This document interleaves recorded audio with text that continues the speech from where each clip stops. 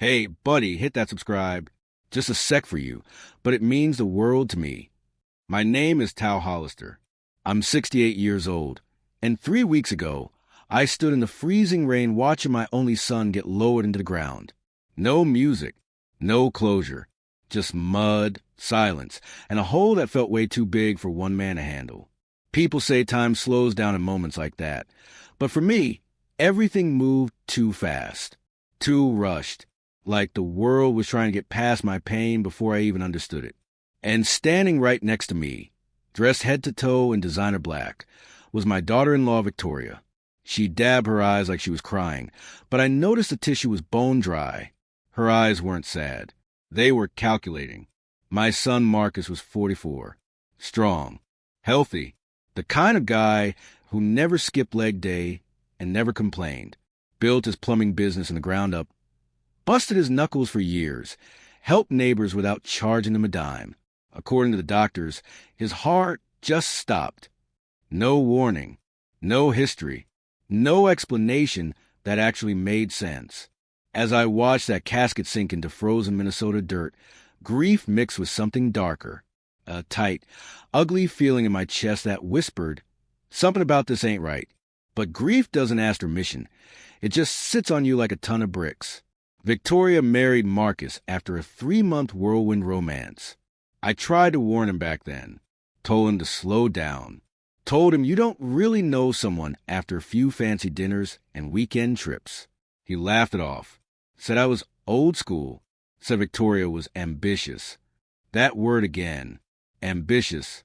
I kept my mouth shut because when your kid is grown, that's what you do. You watch, you wait, you hope you're wrong. After the funeral, everyone came back to my house, the one I built with my own 2 hands when I was 32, the house where I raised Marcus after his mother passed. Every wall, every nail, every scratch on the floor had a memory attached to it. Neighbors brought casseroles. Old friends shared stories about Marcus coaching Little League and fixing pipes for free. I sat in my recliner, barely hearing them, stuck replaying images of my boy running through that same living room when he was a kid. By sunset, the house went quiet, and that's when Victoria showed her real face. She walked in wearing jeans and a tight sweater, funeral mask on. Her voice was cold, sharp, like she rehearsed this moment. She crossed her arms and said, "Okay, Tal, let's not drag this out." No sympathy, no hesitation, just business. She told me Marcus had signed the house over to her, said the lawyer handled it, said I had 2 weeks to pack my junk and disappear because this was her house now. She even tossed a folded document on the table like she was dropping trash. I looked at the paper, looked at the signature, and my stomach dropped. Marcus had clean handwriting, steady, confident. The signature was shaky, weak, wrong. I told her that. She smiled. Not a warm smile, a victory smile. Then she leaned in and whispered that if I didn't leave, she'd call the sheriff and have me removed for trespassing. Trespassing in the house I built. Something inside me snapped, but not loudly. It went quiet, ice cold. I didn't yell. I didn't beg. I just nodded, told her I understood. That confused her. She expected tears, rage. Instead, I grabbed my old duffel bag, the one I used for fishing trips, and walked past her like she didn't exist. At the door, I turned back and told her one thing. "You have no idea what you just started." She laughed, told me to enjoy the shelter. That night, I checked into a cheap hotel on the edge of town, sat on the bed staring at the wall for hours. At exactly 9 p.m., I made a phone call that would change everything.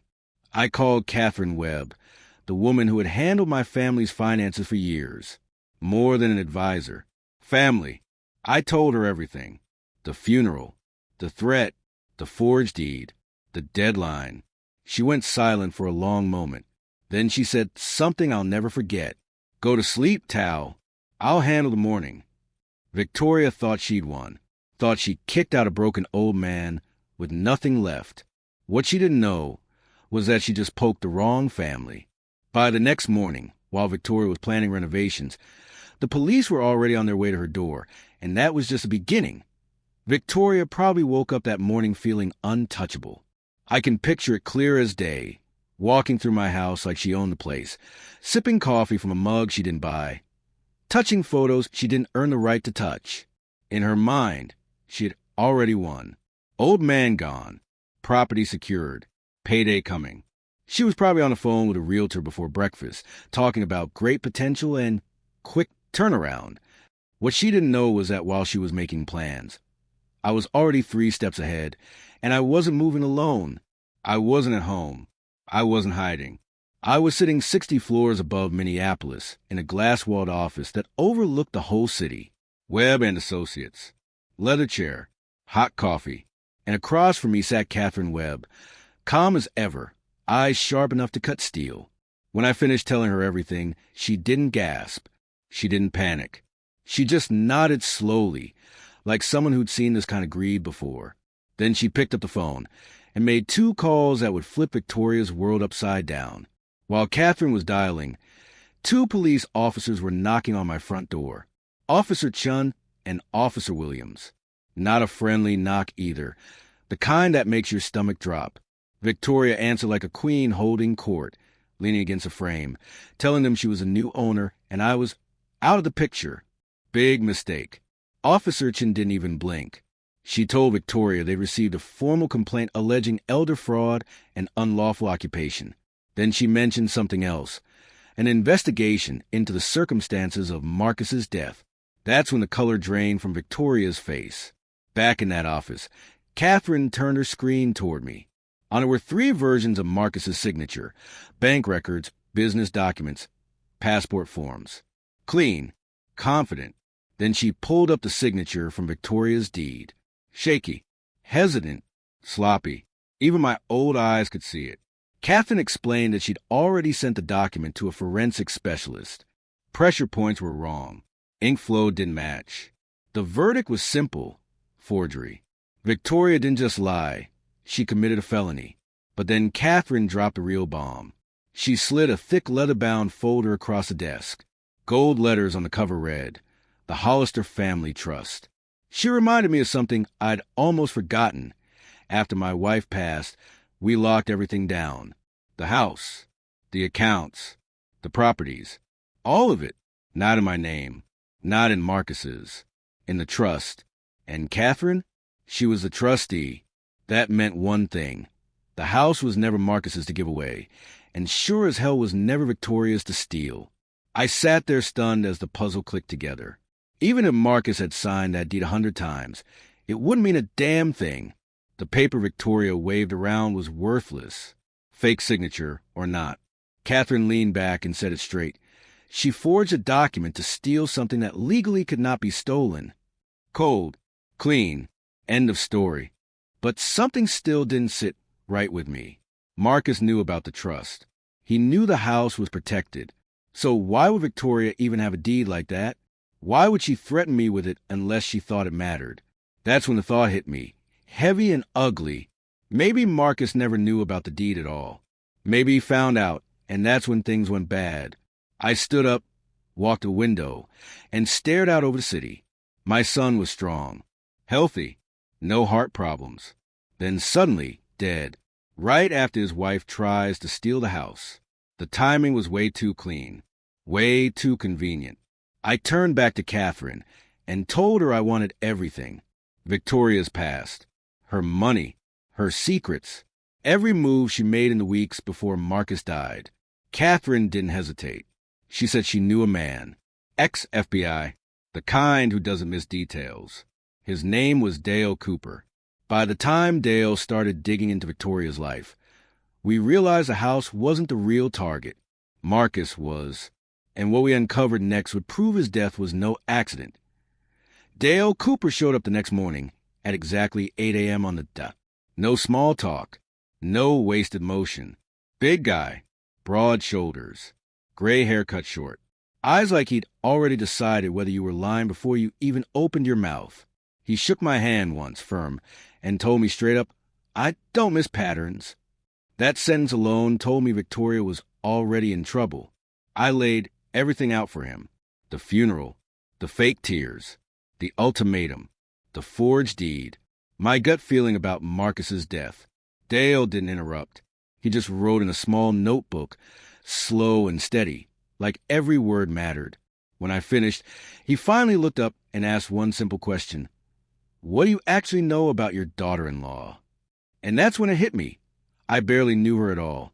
Over the next week, Dale tore into Victoria's life like a surgeon. Bank records, credit cards, phone pings, travel history, social media, every breadcrumb she ever dropped. He picked up, and what came back wasn't pretty. Turns out Victoria wasn't ambitious. She was drowning, deep, multiple maxed-out cards, offshore gambling accounts in the Caribbean, sports betting, online casinos, money moving in circles just to keep her head above water.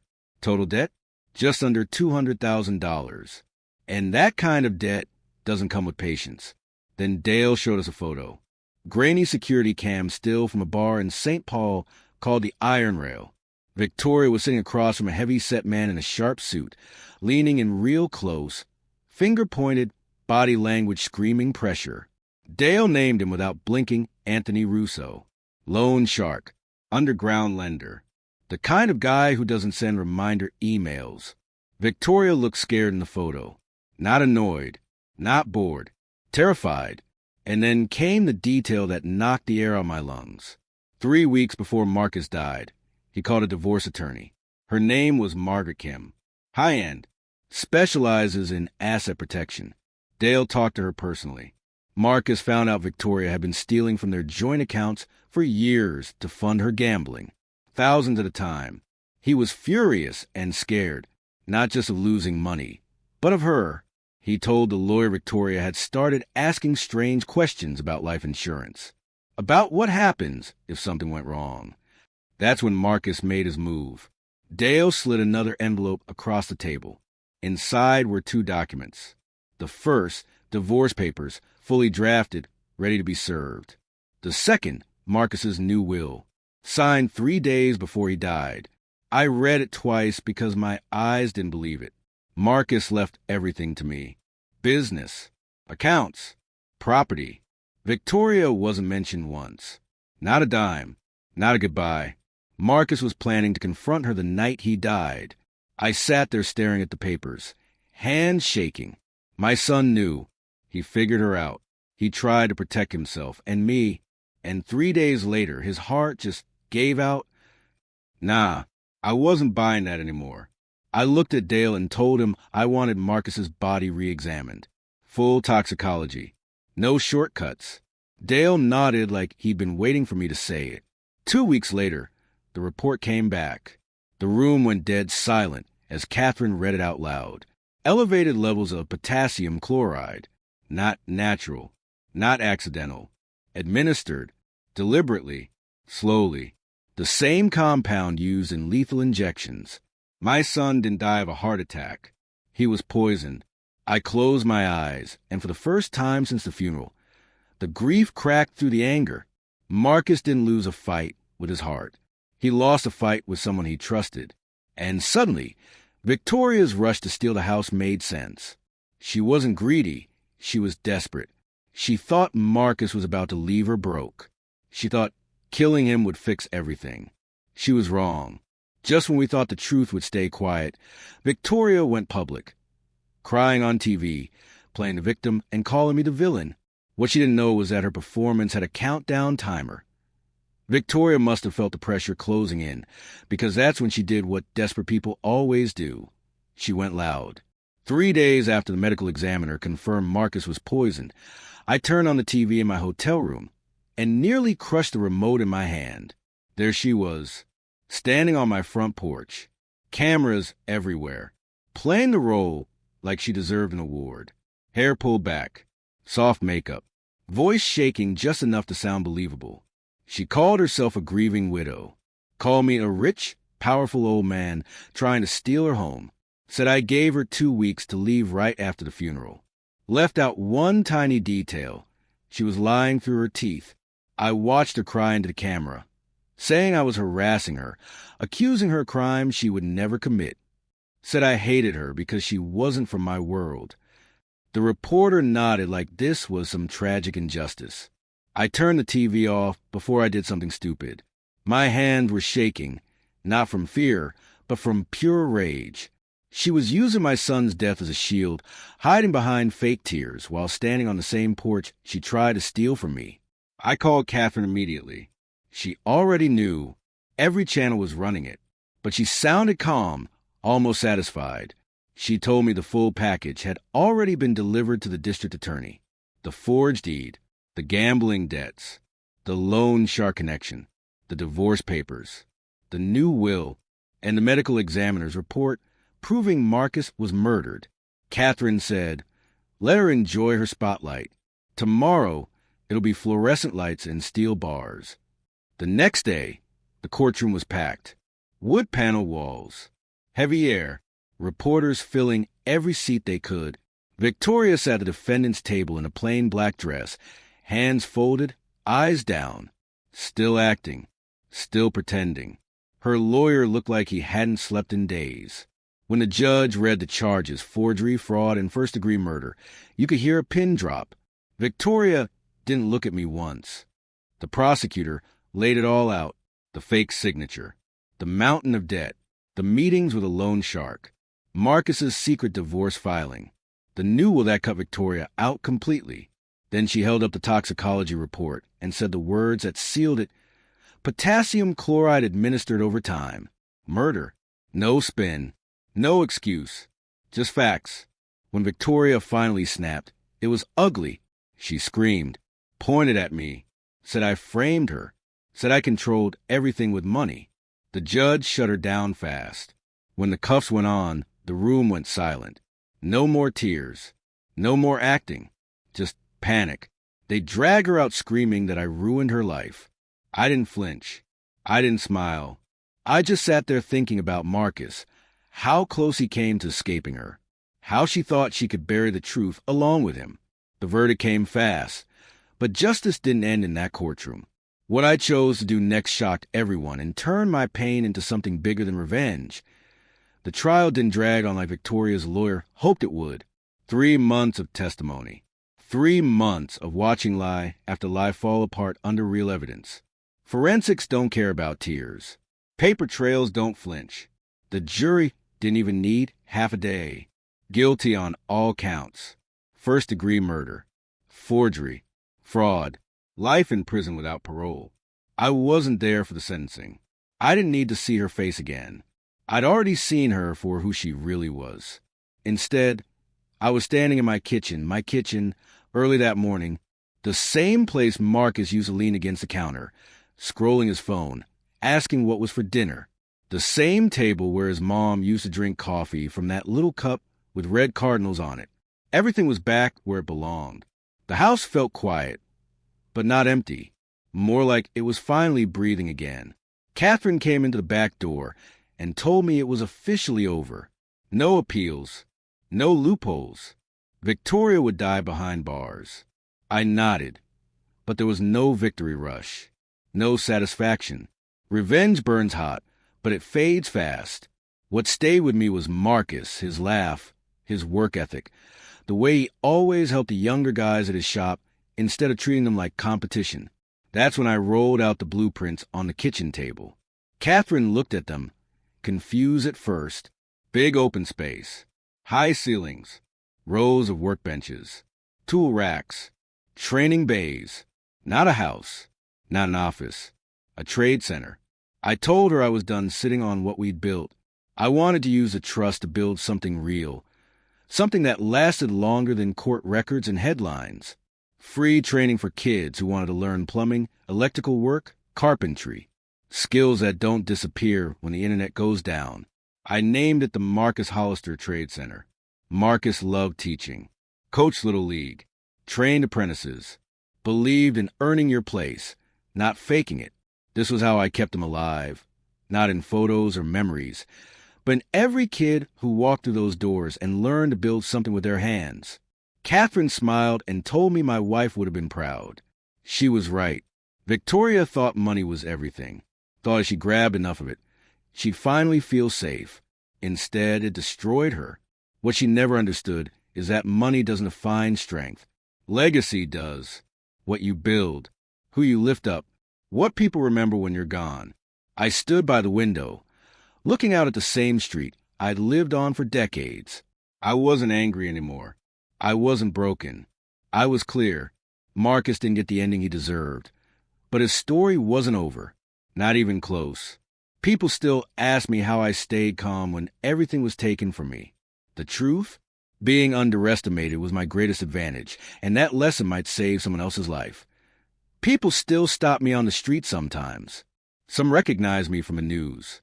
Some just know the story. They usually ask the same thing. How did you stay so calm when everything was falling apart? I always give them the same answer.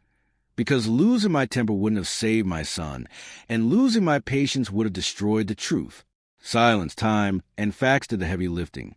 I just stayed out of their way. Victoria looked at me and saw weakness. An old man, bad hip, grief in his eyes. She thought that meant I was done. What she didn't see were the decades behind me. The long nights, the early mornings, the trust one built, the people who still had my back.